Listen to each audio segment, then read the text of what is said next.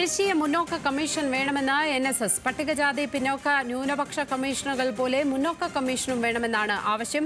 NSS പ്രതിനിധി സമ്മേളനത്തിൽ പ്രമേയം പാസാക്കി. കൂടുതൽ വിവരങ്ങളുമായി കോട്ടയത്ത് നിന്ന് ഗോകുൽ രമേശ് ചേരുന്നു. ഗോകുൽ, NSSന്റെ കാലങ്ങളായുള്ള ആവശ്യം തന്നെയാണ് ഇത്. ഇപ്പോൾ പ്രമേയം പാസാക്കിയിരിക്കുകയാണ്. എന്തൊക്കെയാണ് വിശദാംശങ്ങൾ?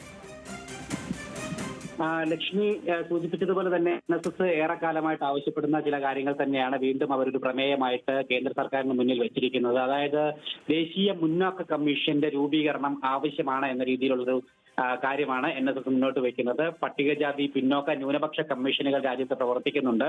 അതുപോലെ തന്നെ അത്യാവശ്യമാണ് മുന്നോക്ക സമുദായത്തിന് വേണ്ടിയിട്ടൊരു കമ്മീഷൻ എന്നാണ് NSS ചൂണ്ടിക്കാണിക്കുന്നത്. അതായത് മുന്നോക്ക സമുദായത്തിൽ സാമ്പത്തികമായിട്ട് പിന്നോക്കം നിൽക്കുന്ന വലിയ ജനവിഭാഗമുണ്ട്. അവരുടെ സാമ്പത്തികവും ഒപ്പം സാമൂഹികമായിട്ടുള്ള പ്രശ്നങ്ങൾ പഠിക്കുന്നതിനും അതിന്റെ പരിഹാരം കാണുന്നതിനും വേണ്ടിയിട്ടാണ് അത്തരത്തിലൊരു മുന്നോക്ക കമ്മീഷന്റെ ആവശ്യം ഇന്ന് ഉള്ളതായിട്ട് NSS വ്യക്തമാക്കുകയും ചെയ്തിട്ടുള്ളത്. ഇന്നിപ്പോൾ മന്നം ജയന്തിയോട് അനുബന്ധിച്ച് NSSന്റെ പ്രതിനിധി സമ്മേളനം സമുദായ ആസ്ഥാനമായിട്ടുള്ള ചങ്ങനാശ്ശേരി പെരുന്നയിൽ കൂടിക്കൊണ്ടിരിക്കുകയാണ്.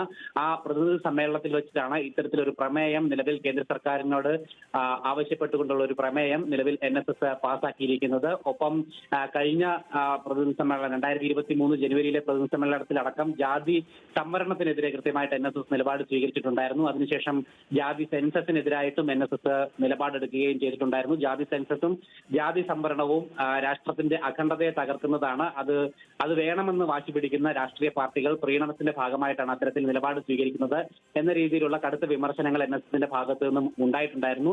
എന്തായാലും അതിന്റെ ഒരു തുടർച്ച എന്നോണം തന്നെയാണ് ഈ വിഷയത്തിൽ അല്ലെങ്കിൽ ഒരു മുന്നാക്ക സമുദായത്തിന് വേണ്ടിയിട്ട് ഒരു കമ്മീഷൻ കൂടി ആവശ്യമാണ് എന്ന തരത്തിൽ മറ്റൊരു ആവശ്യം കൂടി NSS ഇപ്പോൾ മുന്നോട്ട് വയ്ക്കുന്നത്. ലക്ഷ്മി.